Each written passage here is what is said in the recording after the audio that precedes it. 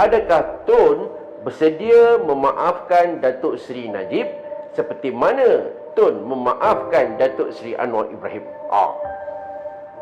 No, different. Saya tak boleh maaf orang yang destroy my party. Itu dia buat. Dia buat betul-betul sampai orang benci kepada UMNO.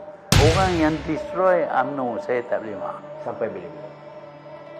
Yalah, sampai lepas kan dia tidak.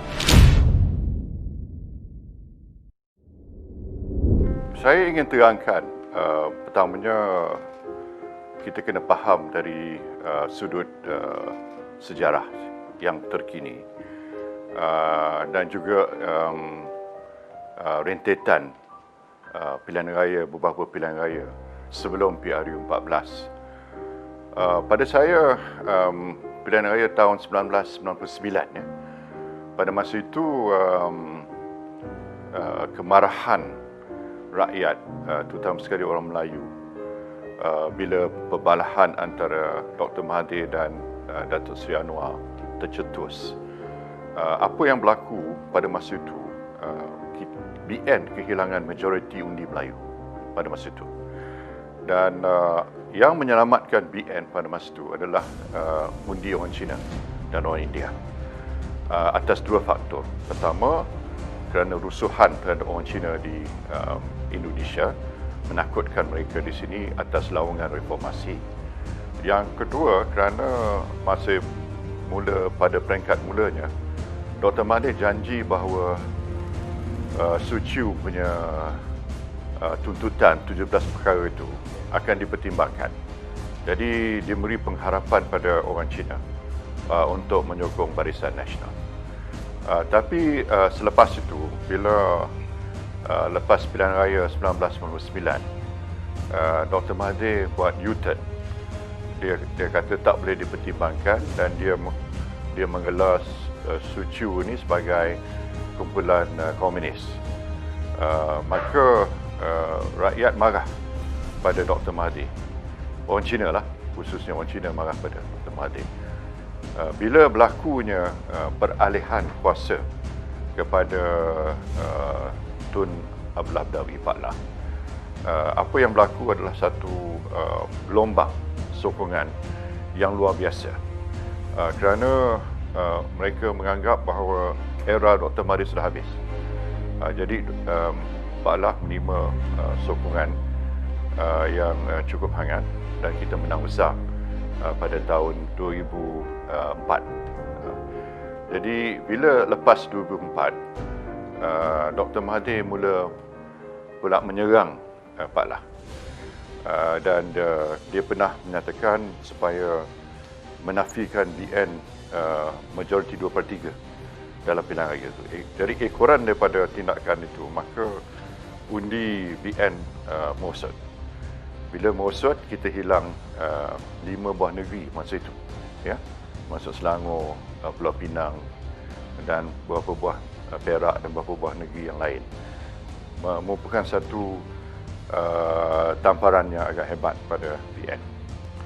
Bila saya ambil alih kepimpinan negara, saya telah melakukan usaha-usaha untuk membetulkan keadaan, dan pada masa itu kita dapat juga memenangi semula lah beberapa buah negeri lah, termasuk negeri Perak kita dapat balik, negeri Kedah kita dapat balik, kita dapat juga Terengganu kita dapat, dan cuma kita tak dapat Selangor dan Pulau Pinang. Tapi kita tak dapat majoriti 2/3. Namun dalam konteks tu, pada masa itu UMNO menang kursi lebih, sampai 89 kursi.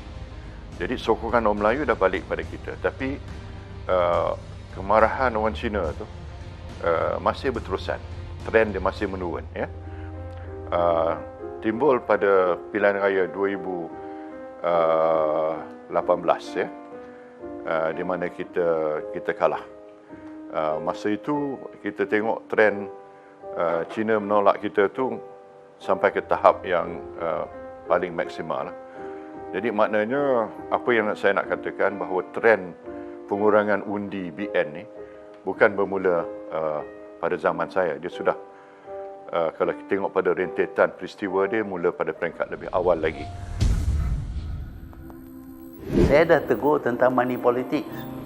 Saya kata kalau buat macam ini, parti ini akan hancur. Apa yang berlaku ialah pemilihan pemimpin bukan berasas kepada kebolehan. Pemimpin bila ada jadi ketua bahagian pun tak bagi orang lain masuk yang lebih pandai daripada dia. Dan saya biasa cerita, kalau dia mati, yang ganti dia adalah orang yang lebih bodoh daripada dia. Dan si bodoh ni bila mati lagi bodoh. Saya kata kalau macam ini akan hancur UMNO. Soal politik wang bukan perkara baru. Kita dah dengar isu ni dilontar dalam Perhimpunan Agung dan sebagainya. Kalau sekali lagi saya nak bawa dalam rentetan sejarah, perspektif sejarah UMNO, politik wang, kemuncak politik wang pada tahun 1993. Kalau kita masih ingat pada masa itu ada wang RM500, ada wang 1,000 sekeping kan. Pada masa itu kalau mereka yang jadi perwakilan pada masa itu tentu masih ingat lagi tahun 1993 waktu Dr. Mahathir lagi jadi Presiden Parti, benda isu politik wang ni agak serius dalam parti kita. Dan usaha-usaha telah kita lakukan secara berterusan untuk mengurangkan ataupun menghapuskan politik wang. Saya sendiri melakukan satu perubahan yang agak radikal, di mana selama ini sebelum perubahan pindaan pada perlembagaan UMNO, pemilihan pimpinan parti dilakukan oleh 2,500 perwakilan di Kuala Lumpur di PWTC. Tapi apa yang saya lakukan ialah untuk memperluaskan perwakilan kepada lebih kurang 150,000 dan dipilih di peringkat bahagian. Tujuan utama saya ialah untuk mengelakkan politik wang. Makna saya usahakan. Dan yang kedua, untuk menjadikan UMNO ini lebih demokratik, lebih terbuka. Jadi bukan saja 2,500 orang, tapi 150,000 orang memilih presiden, timbalan. Ya, memang saya pindah perlembagaan tu. Dan saya melakukan banyak perubahan yang lain.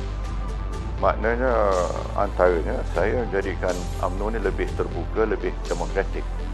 Sebab lepas Dr. Mahathir hampir-hampir tewas pada Huli, hanya dengan 43 undi saja, dan UMNO diharamkan, dibuat UMNO baru. Dia meletakkan syarat dalam perlembagaan undi bonus. Jadi siapa yang undi presiden dapat undi 10 bonus. Lepas undi bonus itu diganti dengan kota, sistem kota, di mana sesiapa nak lawan presiden mesti dapat 63 perwakilan, 63 bahagian mencalonkan. Saya tak fikir ada sesiapa yang mencabar presiden boleh dapat 63 perwakilan ataupun 63 bahagian mencalonkan dia sebagai presiden. Nak dapat satu bahagian pun susah. Jadi dengan ini maknanya dia jadi macam kalau dalam kita dapat saham dulu pink form lah, mana sure, guarantee jadi Presiden UMNO, dan kalau jadi Presiden UMNO automatik jadi Perdana Menteri. Jadi itu kira jaminan lah yang amat sukar lah. Mustahil pada saya lah bagi orang nak mengalahkan dia. Tapi bila saya jadi presiden, saya pindah perlembagaan di mana kota sistem dihapuskan. Dan kalau nak lawan presiden pun hanya daftar saja. Jadi saya membuka parti kepada proses yang lebih demokratik dan lebih terbuka lagi.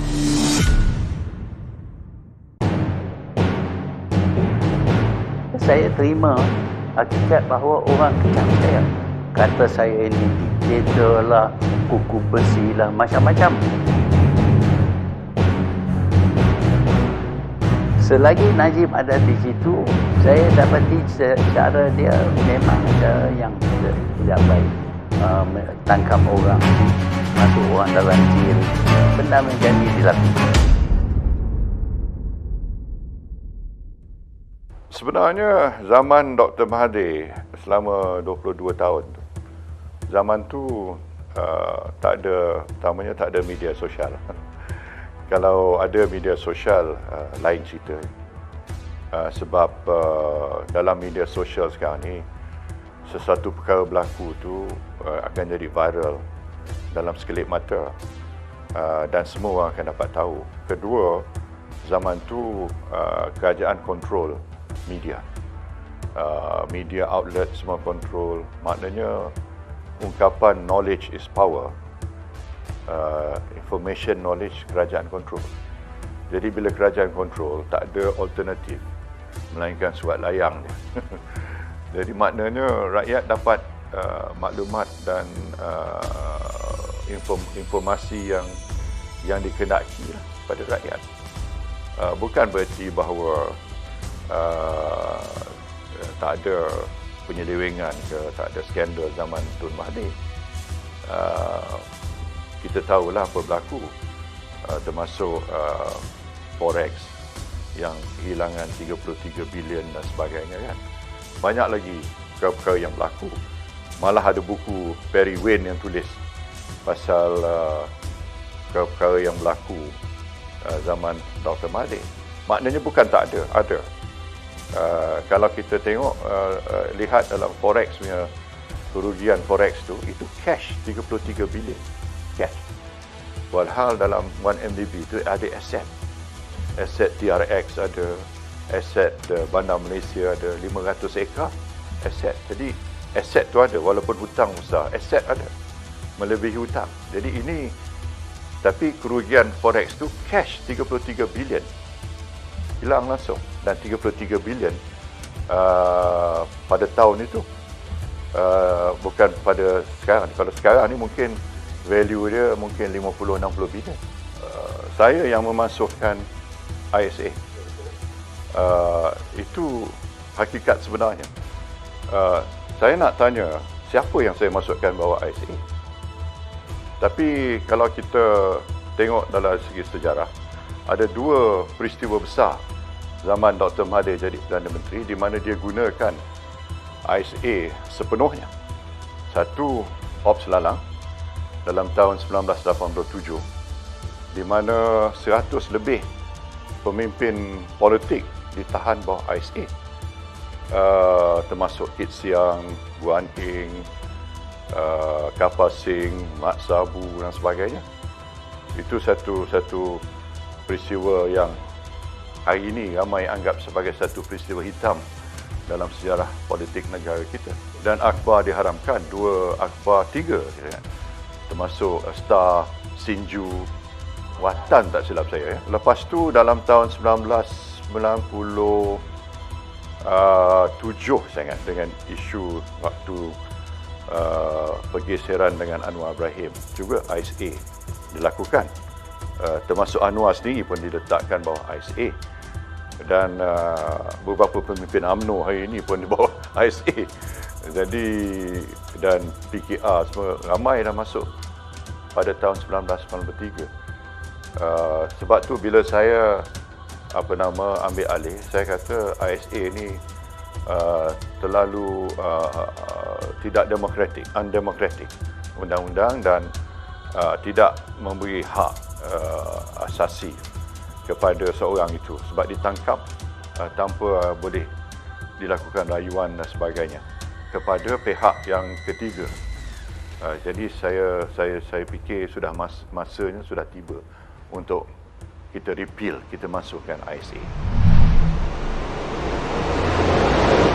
Sebenarnya saya rapat dengan Najib, Datuk Seri Najib, Datuk Seri Najib, Datuk Seri Najib. Sebenarnya satu ketika dulu kita memang rapat, dan saya mengenang budi dia pada saya. Maknanya dia sokong saya menjadi timbalan Perdana Menteri pada Pak Lah waktu jadi Perdana Menteri. Itu saya tak dapat nafikan. Memang dia usahakan. Tapi apa yang berlaku sejak beberapa tahun kebelakangan ini, reaksi dia saya anggap keterlaluan. Ya. Kalau apa pun saya buat pun takkanlah sampai begini. Ya. Takkanlah satu interview sampai sebut nama saya 32 kali kan. Itu dah kira satu benda yang keterlaluan sangatlah. Yang mula dia tulis surat pada saya, dia tak sebut isu 1MDB. Dia kata dia tak setuju dengan dasar-dasar saya. Dia tarik sokongan daripada saya sebab dia tak setuju dengan dasar-dasar saya. Itu saja disebut. Dia tak sebut hal lain. Malah dia tak terangkan apa dasar yang dia tak setuju. Kan? Jadi sampai hari ini saya cuma boleh andaikan sajalah. Tapi kalau kita lihat barangkali lah sebab dalam pemilihan parti di mana anak anda dia kalah jawatan naib presiden, dia menyalahkan saya.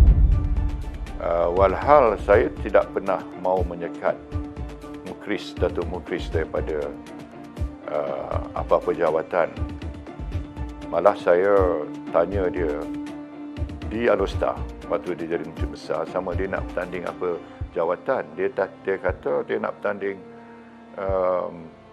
majlis tertinggi saja, tak ada lebih pada itu. Jadi bila dia beritahu saya dia bertanding majlis tertinggi saja, saya balik Kuala Lumpur, saya sokonglah incumbent. Incumbent masa tu Datuk Zahid, Datuk Syafiee dan Datuk Isyamuddin, sebab ketiga-tiga ni baru satu penggal saja. Dan Mukris pun belum menang jawatan majlis tertinggi lagi atas tiket sendiri. Dia dilantik dan dia baru jadi Menteri Besar Kedah.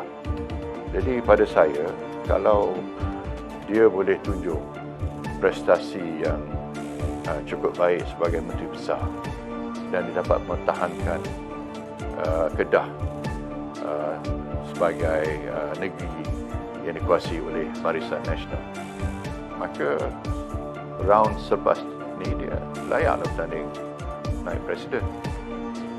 Tak pernah dalam sejarah kita orang bertanding naib presiden tanpa memenangi jawatan majlis tertinggi.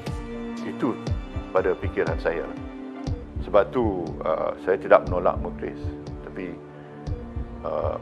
Dr. Mahathir mungkin menganggap saya menyekat peluang anak dia untuk naik dalam politik.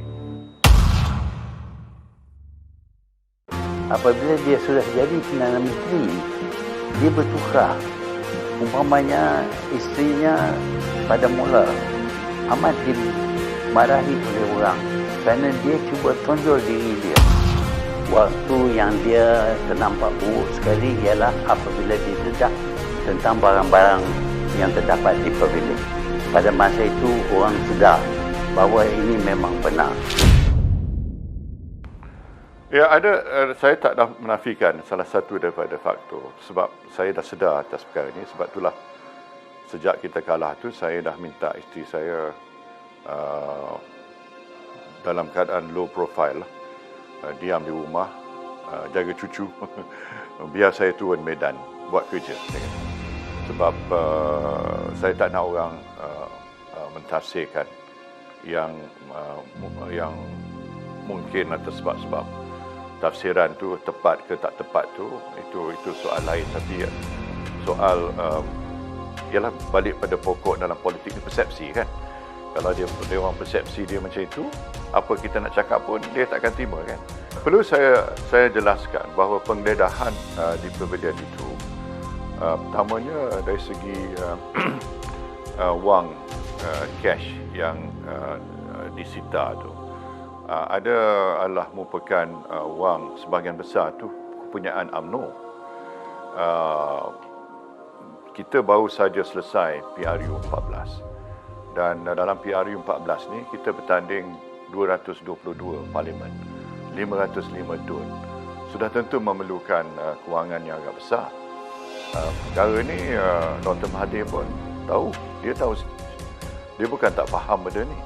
Itu sistem kita. Mana-mana parti politik mesti ada dana pilihan raya. Pembangkang pun mesti ada. Kan? Kita mana boleh main cek waktu pilihan raya. Kita kena main wang tunai. Dalam apa keadaan, macam-macam keperluannya, besar keperluannya. 222 parlimen, 505 DUN dan 13 parti komponen Barisan Nasional. Parti bukan selain daripada UMNO pun minta kita bantu. Jadi ini semua adalah merupakan wang, hampir semua wang pilihan raya. Dan sampai hari ini mereka tak dapat buktikan kononnya ini wang 1MDB. Tak ada bukti. Tapi dia masih terikat dalam sistem mahkamah, makan masa sebab soal teknikal dan sebagainya kan. Selain daripada itu ada barang-barang lain tu yang personal, termasuk hadiah perkahwinan anak anda saya pun disita. Apa kena-mengena dengan 1MDB? Walhal hadiah itu dalam kotak. Termasuk juga hadiah saya sebagai ketua kerajaan menerima daripada King Abdullah, King Salman, Amir Qatar, daripada Sultan Brunei dan lain-lain lagi yang saya simpan, bukan tujuan nak pakai sendiri tapi nak tunjuk satu hari dalam galeri. Sebab ada barang-barang tu memang tak boleh pakai pun. Terlalu ialah indah sangatlah pun, terlalu tinggi nilainya, tak boleh saya pakai. Tapi saya nak letak sebagai sebahagian daripada galeri, orang ramai boleh tengok lah. Sebab itu ada menceritakan sejarah Malaysia jugalah dalam masa kepimpinan saya. Ada barang-barang tu yang merupakan hadiah waktu hari jadi dan sebagainya, dan hadiah daripada keluarga menantu saya punya mak. Besan saya ni pernah berkahwin dengan orang yang antara terkaya di Kazakhstan. Dia ada kemampuan. Jadi ini semua tak diambil kira. Jadi bila dipaparkan barang tu, seolah-olah inilah harta yang begitu besar yang nak mencacatkan ataupun nak mencemar imej saya. Jadi sebab itulah ini mainan, saya anggap ni sebagai mainan politiknya. Tapi hakikatnya barang-barang ini tak ada kena-mena dengan 1MDB sama sekali. Najib satu malam tu jawab kepada saya, cash is king. Saya terkejut. Dia bercakap berkenaan dengan bosku. Dia bos. Jadi apa yang bos buat tak salah. Nak malu apa bosku. Tabiat Tun ni dia suka ulang satu perkara tu walaupun tidak benar. Walaupun telah diberi penjelasan berkali-kali, tapi dia akan ulang. Barangkali dia percaya pada teori Goebbels. Goebbels kata kalau satu pembohongan tu diulang banyak kali, dia akan akhirnya terima sebagai kebenaran. Barangkali lah. Saya nak jelaskan bahawa cash is king ni bukanlah bermakna saya gunakan wang untuk beli undi. Sebab saya punya falsafah ekonomi berbeza dengan Tun. Ya. Saya punya falsafah ekonomi ialah untuk menggunakan hasil negara dan kita tolong mereka yang miskin ataupun kumpulan B40 terutama sekali, supaya jurang pendapatan antara mereka B40 dan yang kaya itu dapat dirapatkan. Satu ya. Yang kedua, saya anggap ini sebagai satu suntikan kepada ekonomi tempatan. Ya. Satu suntikan. Kalau kita bagi BRIM, katalah pada satu daerah, 26 juta pada satu daerah, katalah setahun dia dapat BRIM. Jadi permintaan daripada rakyat di dalam daerah itu bertambah 26 juta setahun. Jadi rakyat ada kuasa pembeli. Kita tahu apa-apa kegiatan ekonomi mesti bermula dengan kuasa pembeli. Bila ada kuasa pembeli, kedai ada pelanggan, orang boleh membeli belah, hatta pasar minggu pun meriah kan sebagainya. Jadi dengan itu kitaran ekonomi tempatan tu lebih rancak. Jadi dengan ini domestik ekonomi kita akan berkembang. Ini teori ni World Bank, Bank Dunia sokong. Terbukti berjaya. Sebab itulah dalam masa saya 9 tahun jadi Perdana Menteri, kadar pertumbuhan kita mengatasi Singapura pada tiap-tiap tahun. Dan pada tahun terakhir, kita telah tutup tahun 2017 dengan kadar pertumbuhan sebanyak 5.9%. Jadi kita berada di tahap antara yang tertinggi di dunia. Sebab dasar kita tolong rakyat melalui cukai kita yang saya kenakan GST, kan? Saya rasionalisasikan subsidi, kan? Lepas tu hasil negara tu pada kerajaan kita pindah pada kumpulan B40 sebahagian daripada itu. Jadi rakyat yang memerlukan bantuan dapat pertolongan. Saya nafikan ini rasuah sebab semua dapat. Saya tak pilih bulu. Pembangkang pun dapat. Asalkan mereka, pendapatan mereka bawah pada 3,000 dan ada juga antara 3-4,000 pun dapat selepas kemudian hari kita tambah lagi. Dan kita kalau nak tolong rakyat, apa cara yang terbaik? Cara terbaiknya kita masuk suntikan dalam akaunnya, jadi sistem kewangan kita dapat liquidity, kan? Takkan kita nak beli barang, nak bagi pada rakyat, kan? Benda tu dari segi logistik memang terlalu berat. Jadi bagi cash, saya pilihlah apa dia nak beli. Kasut sekolah ke, nak beli tilam ke, nak beli beras ke, tu pulang pada dia. Bosku ni bukan satu yang saya rancang. Dia berlaku secara spontan. Dan dia satu yang organik, orang kata. Datang daripada orang muda sendiri. Sebab cara kebetulan, saya pergi di satu tempat, saya disuruh sebut ungkapan tu. Malu apa bosku? Jadi bila saya sebut perkara tu, dia jadi viral. Dan orang boleh kaitkan ungkapan itu dengan saya. Dan bosku bukan berarti bos. Bosku berarti sahabat sebenarnya. Sahabat.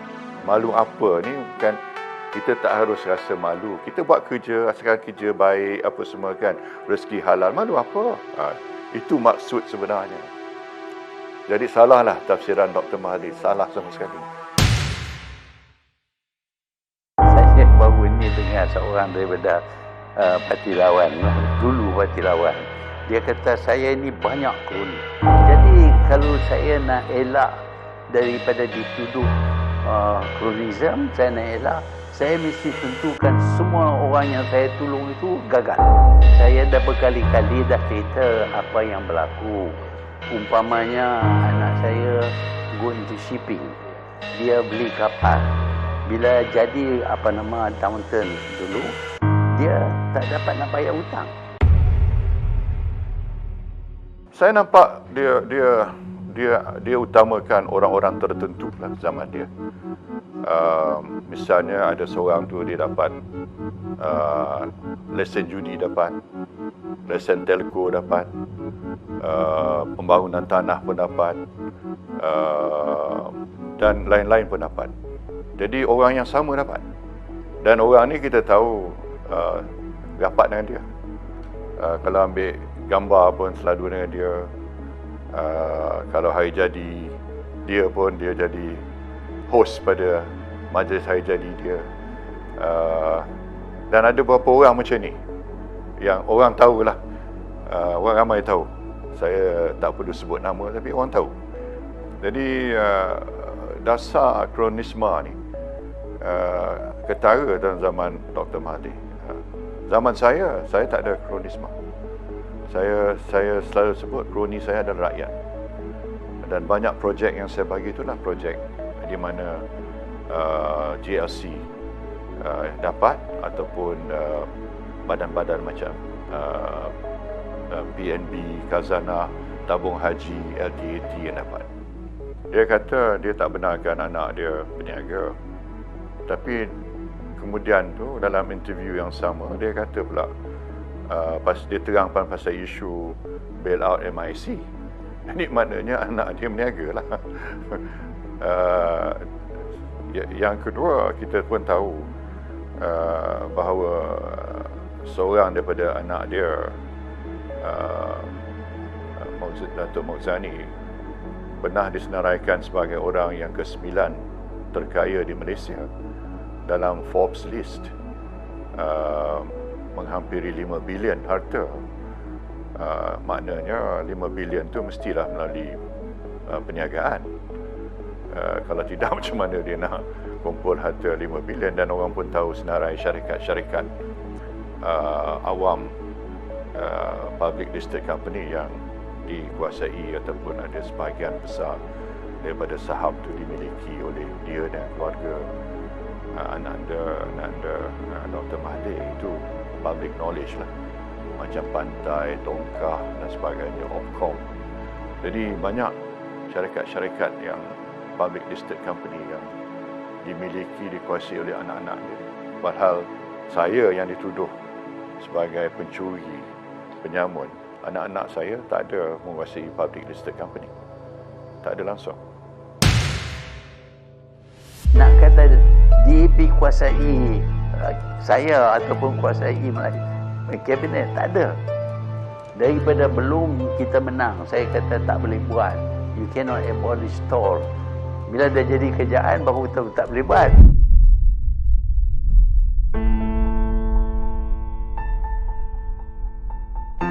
Jadi kalau dia kata DAP tak mengawal dia sebagai Perdana Menteri, jadi dia bertanggungjawablah atas segala keputusan yang dibuat oleh kerajaan PH. Keputusan-keputusan yang dipertikaikan, seperti menjual aset-aset kita, umpamanya. Kenapa aset kita dijual? Keputusan dia jarah duit Petronas sebanyak 102 bilion, di mana bila saya berhenti sebagai Perdana Menteri, saya meninggalkan wang tunai dalam Petronas 170 bilion. Tapi waktu PH dijarah 102 bilion. Kan? Jadi banyak lagi keputusan, termasuk keputusan tidak menunaikan manifesto mereka. Manifesto janji-janji yang mana Dr. Mahathir dalam interview tu kata, waktu mereka bincang soal manifesto tu, dia dah tahu bahawa pemansuhan tol tu tak boleh lakukan. Ya? Tak boleh lakukan. Tapi dia tidak larang bab itu dimasukkan dalam manifesto. Maknanya apa? Maknanya dia bersubahat dalam penipuan pada rakyat.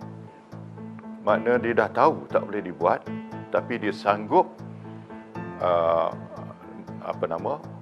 mengisytiharkan manifesto sebagai manifesto PH, dan dia memberi gambaran seolah dia menyokong, dan akhirnya walaupun dalam hati dia tahu tak akan dapat dilakukan. Jadi janji-janji ini dapat memikat hati pengundi-pengundi lah. Mereka kata tak apalah, kali ini kita bagi peluang, kita nak tengok sama ada mereka boleh beri kita apa yang mereka janjikan. Terutama sekali anak muda. Anak muda dengan janji pemansuhan hutang PT-PTN ini menyebabkan mereka boleh katakan berderu, boleh katakan menyokong Pakatan Harapan. Jadi maknanya dia bersubahat dalam pembohongan pada rakyat. Jadi ini implikasi daripada apa yang dia sebut dalam interview tersebut. Najib perform worse than Pak Lam. No, different. Saya tak boleh maaf orang yang destroy my party. Pak Lam dia bilang.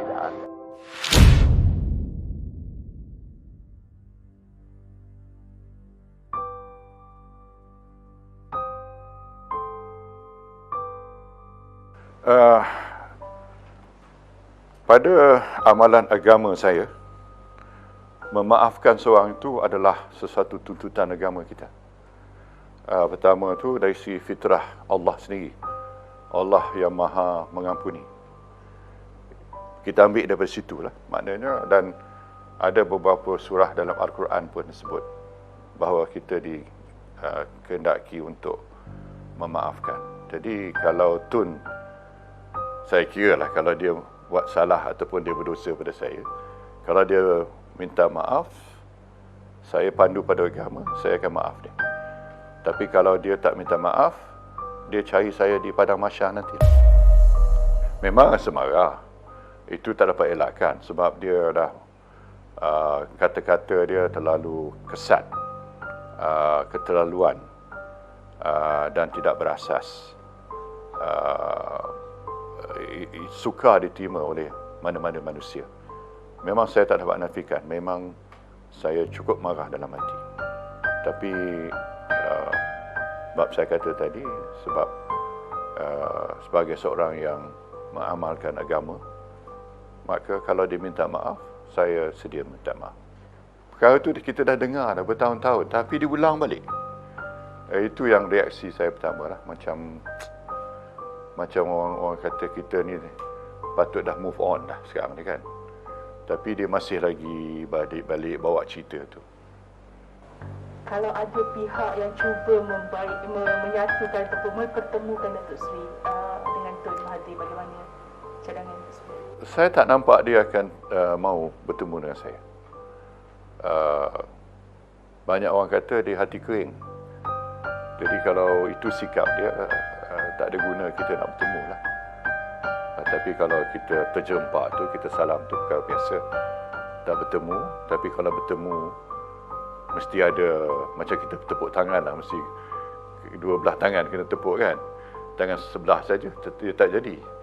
Jadi kalau bertemu, mestilah sesuatu kebaikan yang datang daripada pertemuan itu. Apa reaksi atau apa yang Datuk Seri akan katakan pada Tun? Tak tahu lagi. Mungkin malu apa bosku.